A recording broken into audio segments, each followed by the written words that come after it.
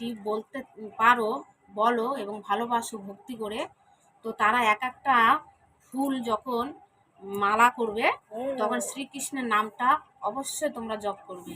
তো আমি তো বেশি কিছু জানি না বন্ধুরা, তো আমার যদি ভুল হয়ে থাকে তো তোমরা সবাই মিলে ক্ষমা করো। এই এই কৃষ্ণ নামটি নেবে।